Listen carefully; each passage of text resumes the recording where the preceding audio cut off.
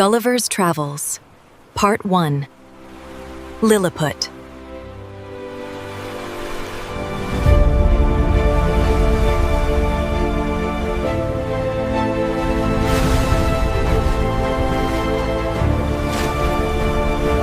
He thought the storm would kill him.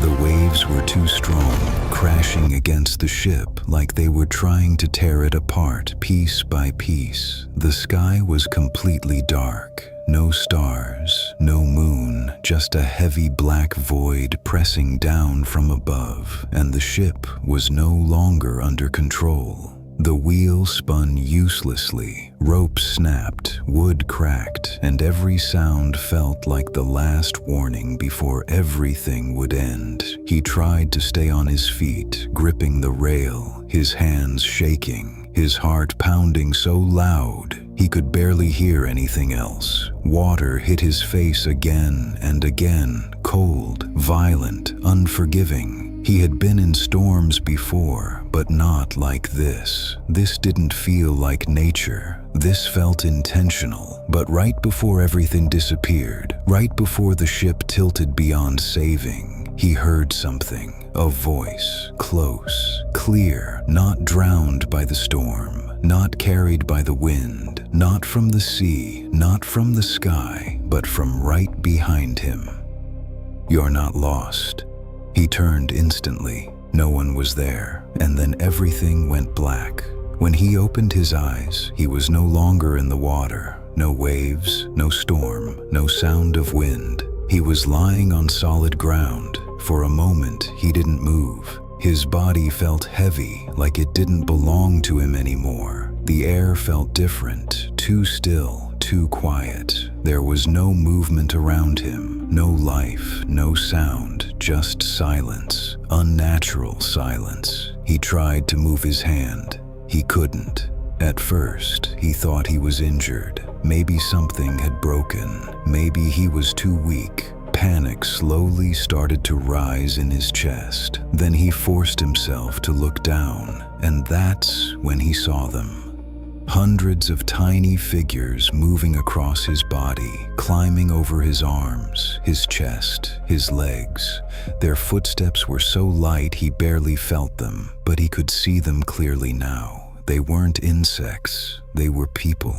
Small, too small, no bigger than his hand. He tried to sit up. Pain shot through his body as the ropes tightened violently against his skin. That's when he realized he was tied down completely. His arms, his legs, even parts of his torso were held in place by dozens of thin but incredibly strong ropes. He pulled again, harder this time, but they didn't break. The tiny people moved quickly, organized, precise. This wasn't chaos. This was control. Some of them were writing something on small boards. Others were measuring him, using tools that looked carefully crafted, and a few just stood there, watching, not afraid, not confused, just observing. He shouted, "Hey, can you hear me?" His voice exploded across the ground like thunder, echoing through the still air.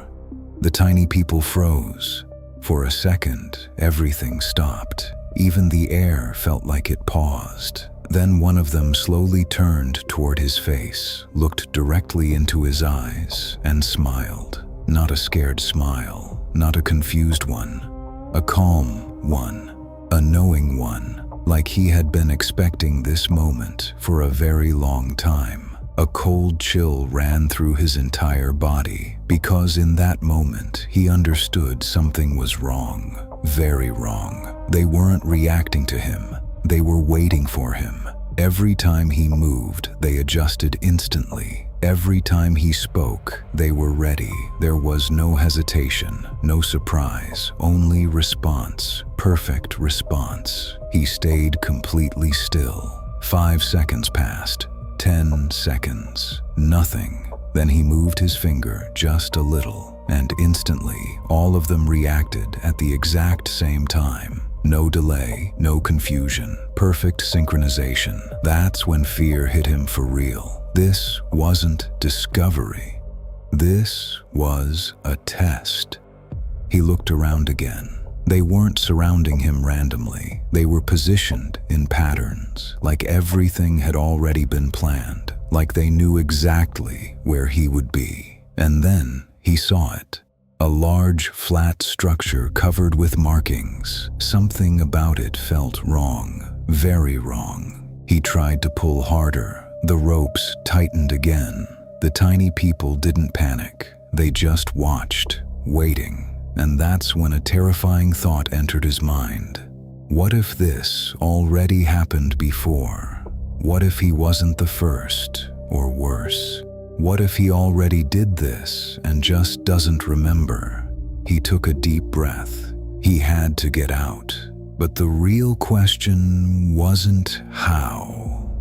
The real question was why weren't they stopping him? Because deep down, he was starting to understand something terrifying. They already knew what he was going to do next.